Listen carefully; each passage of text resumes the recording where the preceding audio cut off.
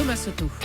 Et Natacha Polony pour la revue de presse. Bonjour Natacha. Bonjour Thomas, bonjour Julie, bonjour à tous. Ce matin, en une de vos journaux, on découvre que la démocratie peut bloquer un accord de commerce. Les Échos, l'Europe joue sa crédibilité sur un accord avec le Canada.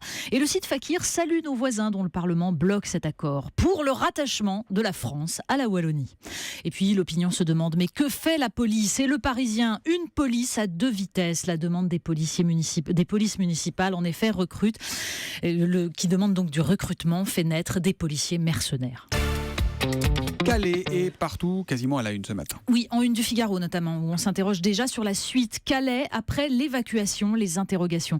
Mais Libération évite de sauter les étapes et s'inquiète des risques du direct. Cette opération à haut risque, écrit David Carzon, se jouera sous l'œil des caméras et des journalistes du monde entier. Un côté loft dont on ne sait s'il permettra de garantir une forme de transparence, surtout en cas de débordement, ou s'il servira à la com d'un gouvernement décidé à montrer qu'il agit. Parce que s'occuper de Calais, nous dit David Carzon, c'est s'occuper à l'aval du problème avant l'amont.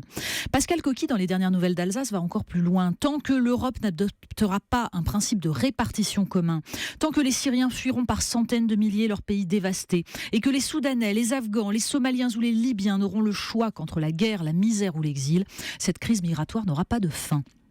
Dans l'Humanité, un représentant de la CGT de Calais le constate. Il est difficile de se retrouver coincé entre les no-borders et Pédiga. Alors la solution, en effet, est loin, très loin en amont.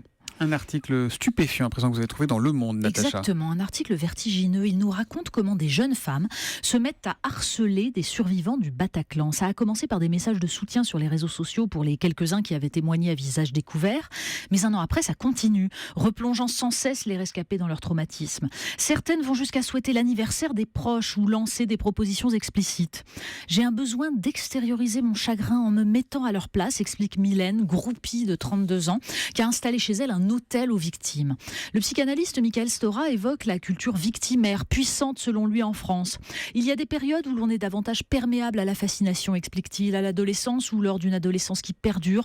On passe par ce processus d'identification aux victimes avec l'idée que la victime est pure. Ces jeunes femmes, dit-il, les perçoivent comme des personnes dégagées de leurs pulsions, des personnes qui ne seraient plus que des êtres de souffrance. On lit ça et on repense à toutes ces jeunes filles prêtes à partir en Syrie pour soigner des enfants et s'investir dans l'humanitaire. Et là aussi, c'est comme une quête de soi-même totalement désespérée.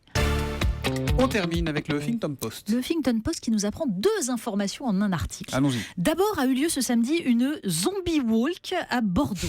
Oui, alors entendez, une marche de zombies avec plaie sanguinolente, étain verdâtre. Et à Bordeaux donc, hein ? Oui, à Bordeaux. D'accord. Et deuxièmement, les 10 zombies ont protesté contre les mesures de sécurité imposées dans le cadre de l'état d'urgence. Et oui, les armes factices étaient interdites, un vrai scandale. Alain Juppé nous dit qu'il veut une France heureuse, proteste l'organisateur. Nous, on lui sert sur un plateau une manifestation joyeuse et créative.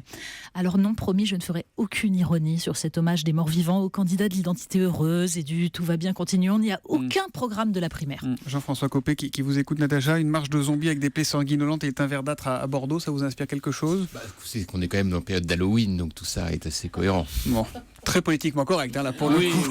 Oui.